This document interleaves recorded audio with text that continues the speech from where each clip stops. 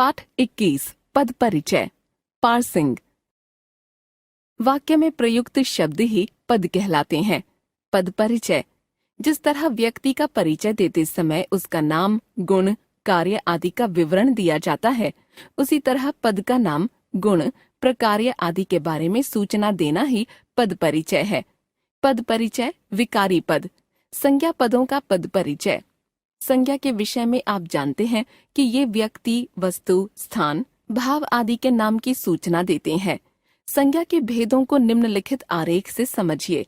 संज्ञा व्यक्तिवाचक राम, गीता, आगरा, गांडीव आदि। जातिवाचक लड़की, कुर्सी, मेज, घोड़ा आदि। द्रव्यवाचक लोहा, सोना, चांदी, लकड़ी आदि। समूहवाचक कक्षा, सेना, पुलिस, सभा, दरबार आदि। भाववाचक अच्छाई, बुराई, सुंदरता, प्रेम, घृणा आदि। संज्ञा पदों का पद परिचय देते समय ध्यान रखने योग्य बातें। वाक्य में प्रयुक्त संज्ञा पद यदि वही प्रकार्य कर रहा है जो उसके वर्ग में आने वाले अन्य संज्ञा शब्द करते हैं, तो उसका नाम तय करने में कोई कठिनाई नहीं है। जैसे सोना द्रव्यवाचक संज्ञा शब्द है और निम्नलिखित वाक्य में जातिवाचक संज्ञा के रूप में ही प्रयुक्त हुआ है, अतः जातिवाचक संज्ञा पद होगा।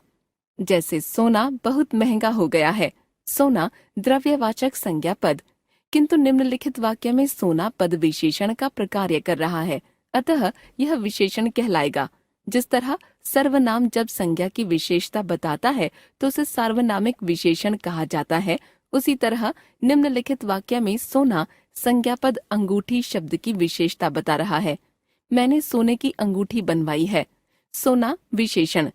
जब संज्ञा या नाम विशेषता बताने का कार्य करते हैं तो उन्हें नामिक विशेषण कहा जाता है। इसी तरह से विभीषण, जयचंद, सूरदास व्यक्तिवाचक संज्ञा पद हैं, परंतु प्रकार्य बदल जाने पर उनके पद का नाम भी बदल सकता है। जैसे उस बेचारे सूरदास को कुछ पैसे दे दो, जातिवाचक संज्ञा पद। इस वाक्य में सूरदास शब्द अंधे लोगों के लिए प्रयुक्त हुआ है, न कि व्यक्ति सूरदास के लिए, अतः यहाँ जातिवाचक संज्ञा के प्रकार्य के कारण इस वाक्य में सूरदास जातिवाचक संज्ञा पद है। इसी तरह कुछ जातिवाचक संज्ञा शब्द भी वाक्य में व्यक्तिवाचक संज्ञा की तरह प्रयुक्त हो सकते हैं और व्यक्तिवाचक संज्ञा का प्रकार्य कर सकते हैं।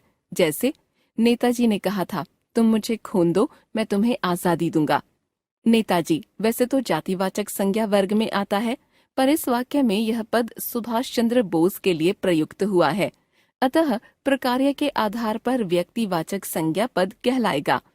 इसी तरह से भाववाचक संज्ञा शब्दों का प्रयोग जब बहुवचन में होता है तो वे जातिवाचक संज्ञा का प्रकार्य करते हैं। जैसे हमें सारी बुराइयों पर विजय प्राप्त करनी होगी। प्रस्तुत वाक्य में बुराइयों पद का परिचय भाववाचक संज्ञा के रूप में न देकर जातिवाचक संज्ञा के रूप में दिया जाएगा। संज्ञा पद का परिचय देते समय उसकी तीनों व्याकरणिक कोटियों लिंग, वचन तथा कारक का भी परिचय दीजिए। संज्ञा पदों के पद परिचय के उदाहरण। करीम ने छोटी बहन के लिए मिठाई खरीदी। करीम व्यक्तिवाचक संज्ञा, पुल्लिंग, एकवचन, कर्ता कारक में खरीदना क्रिया के कर्ता का प्रकार्य। बहन के लिए जातिवाचक संज्ञा, स्त्रीलिंग, एकवचन, संप्रदान कारक में गौण कर्म का प्रकार्य। मिठाई जातिवाचक संज्ञा, स्त्रीलिंग, एकवचन, कर्म कारक में मुख्य कर्म का प्रकार्य। वह तो विभीषण है, अपने भाई को ही धोखा दे दिया। विभीषण जातिवाचक संज्ञा, पुल्लिंग, एकवचन, कर्म कारक में पूरक का प्रकार्य। भाई जातिवाचक संज्ञा, पुल्लिंग, एकवचन, कर्म कारक, गौण कर्म का प्रकार्य।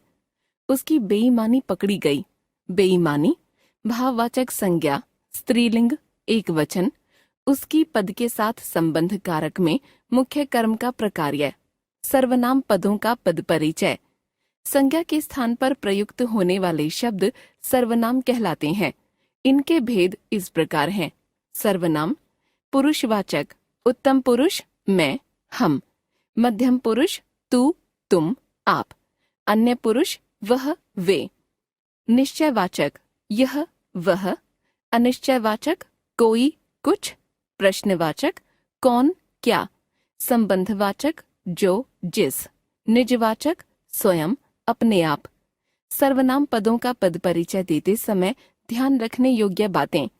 वैसे तो संज्ञा तथा सर्वनाम अर्थ के स्तर पर दोनों एक हैं, किंतु सर्वनाम संज्ञा की तरह लिंग के अनुसार नहीं बदलते, अतः पद परिचय के अंतर्गत लिंग की सूचना नहीं दी जाएगी।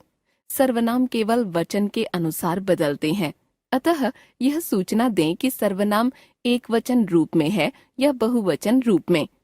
पुरुषवाची सर्वनाम किस पुरुष से संबंधित है, यह सूचना भी दें।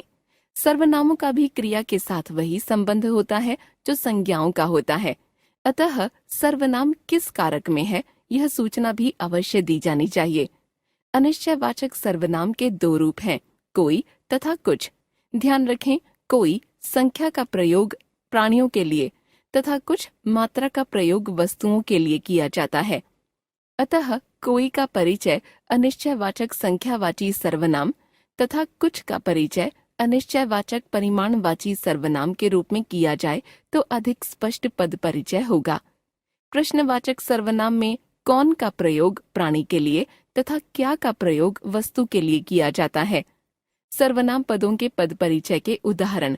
आपने मुझको बुलाया था इसलिए मैं आया हूँ। आप ने पुरुषवाचक, मध्यम पुरुष, एक वचन, आदर सूचक, कर्ता कारक में बुलाना क्रिया के कर्ता का प्रकार्य। मुझ को पुरुषवाचक, उत्तम पुरुष, एक वचन, कर्म कारक में बुलाना क्रिया के गौण कर्म का प्रकार्य।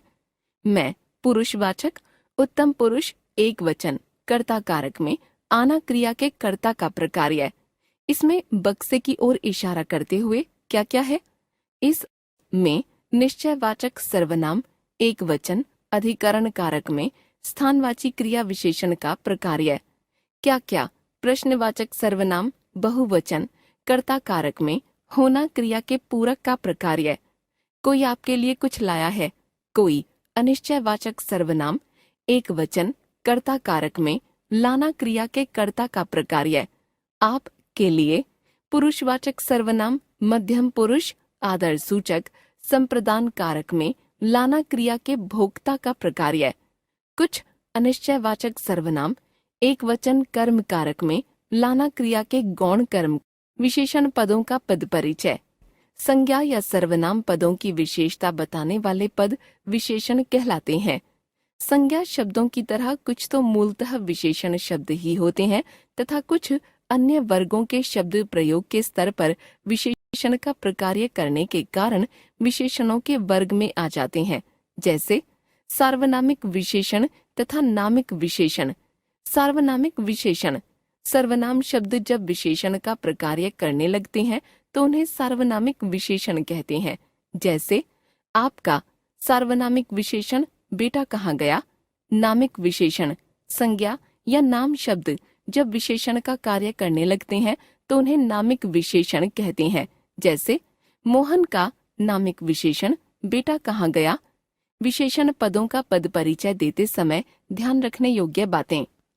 विशेषण मुख्यतः संज्ञा शब्दों के पहले प्रयुक्त होते हैं, जैसे बीमार बच्चा, लाल गुलाब, अच्छा बच्चा, कुछ लोग आदि, तथा संज्ञा पद के साथ लगकर संज्ञा पदबंध की रचना करते हैं।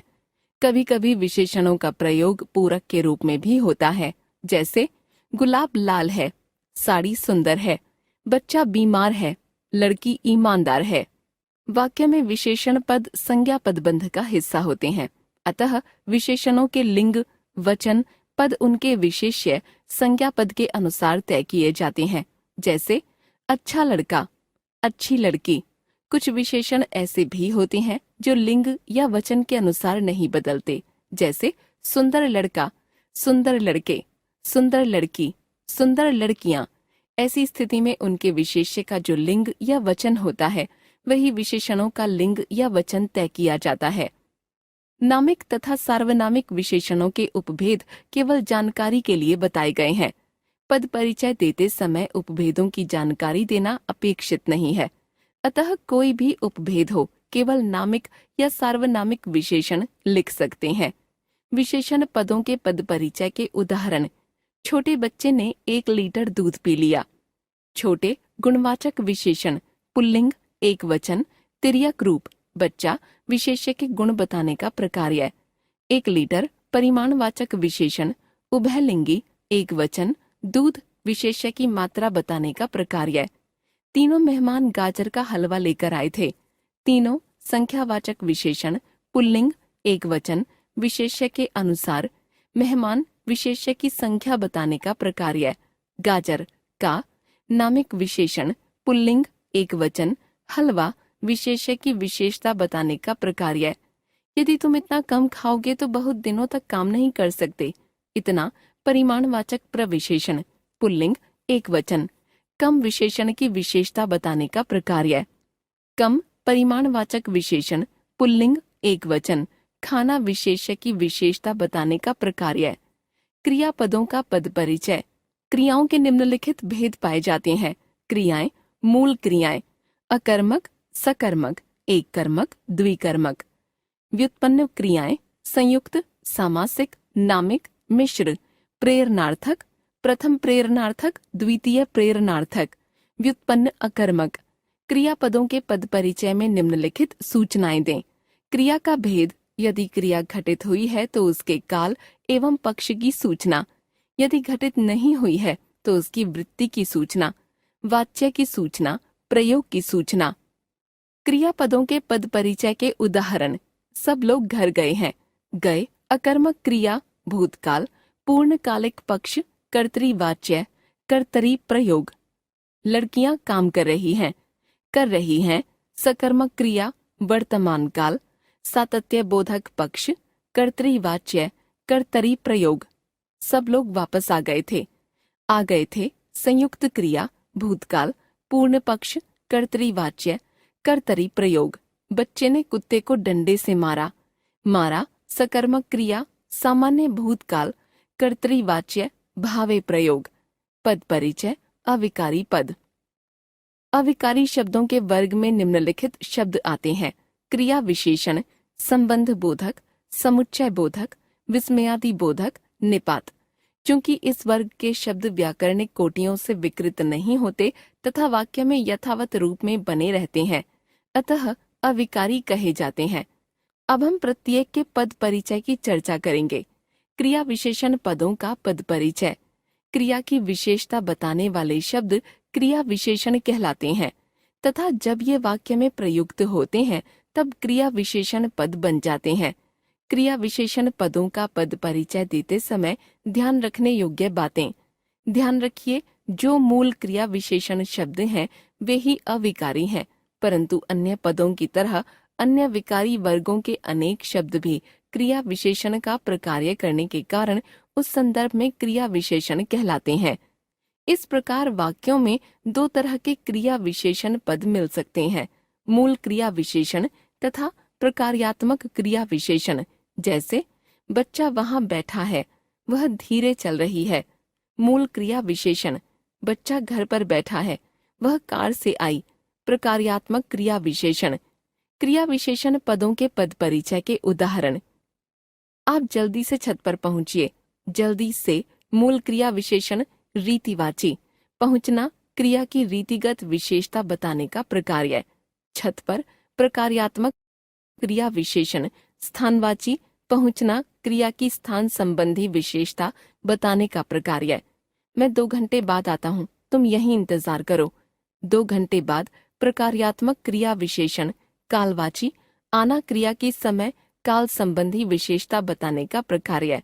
यहीं मूल क्रिया विशेषण स्थानवाची, इंतजार करना क्रिया की स्थान संबंधी विशेषता बताने का प्रकार्य। कल मैंने बहुत खाया। कल मूल क्रिया विशेषण कालवाची, खाना क्रिया की समय संबंधी विशेषता बताने का प्रकार्य। बहुत मूल क्रिया विशेषण परिमाणवाची, खाना क्रिया की मात्रा संबंधी विशेषता बताने का प्रकार्य। संबंध बोधक पदों का पद परिचय। संबंध बोधक अव्यय वे शब्द हैं जो संज्ञा या सर्वनाम के बाद प्रयुक्त होकर वाक्य के अन्य संज्ञा या सर्वनाम शब्दों के साथ संबंध स्थापित करते हैं। जैसे के साथ, के सामने, में, पर, के बारे में, से पहले, के अलावा आदि। उदाहरण देखिए, आपके घर में एक चोर घुसा है। पोस्ट ऑफिस के सामने भीड़ जमा हो गई है। संबंध बोधक पदों के पद परिचय के उदाहरण। रसोई के अंदर बिल्ली है के अंदर संबंध बोधक अव्यय रसोई तथा बिल्ली संज्ञाओं के मध्य संबंध स्थापित करने का प्रकार्य। मेरे घर के पास मंदिर है के पास संबंध बोधक अव्यय घर तथा मंदिर संज्ञाओं के बीच संबंध स्थापित करने का प्रकार्य। झील के उस पार पहाड़ी है के पार संबंध बोधक अव्यय झील तथा पहाड़ी संज्ञाओं के बीच संबंध स्थापित करने का प्रकार्य। समुच्चय बोधक या योजक अव्ययों का पद परिचय। योजक या समुच्चय बोधक अव्यय प्रायः दो पदों, दो पदबंधों या दो उपवाक्यों को जोड़ने, विरोध बताने, कारण, परिणाम आदि बताने का कार्य तथा विकल्प बताने का कार्य करते हैं। समुच्चय बोधक अव्ययों के दो प्रमुख भेद होते हैं: समानाधिकरण समुच्चय बोधक, व्यधिकरण समुच्चय बोधक।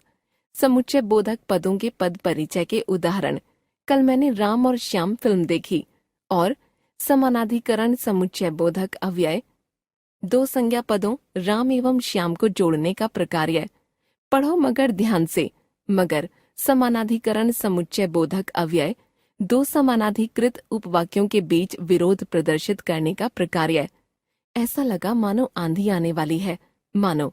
व्यधिकरण समुच्चय बोधक अव्यय संभावना व्यक्त करने का प्रकार्य। विस्मयादि बोधक अव्ययों का पद परिचय। विस्मय, आश्चर्य, हर्ष, घृणा, पीड़ा, तकलीफ, दुख आदि मनोभावों को व्यक्त करने वाले शब्द या पद विस्मयादि बोधक शब्द या पद कहलाते हैं, जैसे अरे, हाय, उफ, ओह आदि। तथा इनके बाद लिखित भाषा में विस्मय सूचक चिन्ह लगाया जाता है। विस्मयादि बोधक अव्ययों के पद परिचय के उदाहरण। अरे, भारत ने अपना यान मंगल ग्रह पर उतार दिया। अरे, विस्मयादि बोधक अव्यय आश्चर्य का भाव प्रकट करने का प्रकार्य। वाह, क्या बढ़िया भोजन बनाया है। वाह, विस्मयादि बोधक अव्यय हर्ष का भाव प्रकट करने का प्रकार्य। हाय राम, सिर फटा जा रहा है। हाय राम, विस्मयादि बोधक अव्यय पीड़ा का भाव प्रकट करने का प्रकार्य। ओह, मुझे अपनी गलती का एहसास है। ओह, विस्मयादि बोधक अव्यय ग्लानि के भाव को प्रकट करने का प्रकार्य। निपात अव्ययों का पद परिचय। निपात वे अव्यय शब्द हैं जो किसी पद या पदबंध के बाद लगकर उसके अर्थ में विशेष प्रकार का बल ला देते हैं। निपात पदों के पद परिचय के उदाहरण। अब तो पिताजी को ही जाना पड़ेगा, तब वह बात मानेगा। ही। निपात पिताजी संज्ञा पद पर बल देने का प्रकार्य। मुझको भी अमेरिका भिजवा दीजिए। भी। निपात मुझको सर्वनाम पद पर बल देने का प्रकार्य। मुझे तो घर जाना है। तो निपात मुझे सर्वनाम पद पर बल देने का प्रकार्य। हमने सीखा, वाक्य में प्रयुक्त शब्द ही पद कहलाते हैं। पद परिचय के अंतर्गत निम्नलिखित सूचनाएं दी जानी चाहिए। पद का नाम कि वह किस व्याकरणिक वर्ग का सदस्य है। वह किसी उपवर्ग का सदस्य है तो उसका नाम। वाक्य के अन्य पदों के साथ उसका संबंध क्या है। इसके अंतर्गत कारकीय संबंधों की जानकारी दी जाती है। वह पद क्या प्रकार्य कर रहा है। वस्तुतः प्रकार्य के आधार पर ही पद के वर्ग का निर्धारण किया जाना चाहिए। व्याकरणिक वर्ग में आने वाले विकारी तथा अविकारी दोनों प्रकार के पदों का पद परिचय दिया जाता है। विकारी वर्ग में संज्ञा, सर्वनाम, विशेषण तथा क्रिया आते हैं। अविकारी वर्ग में क्रिया विशेषण, संबंध बोधक, समुच्चय बोधक, विस्मयादि बोधक तथा निपात आते हैं।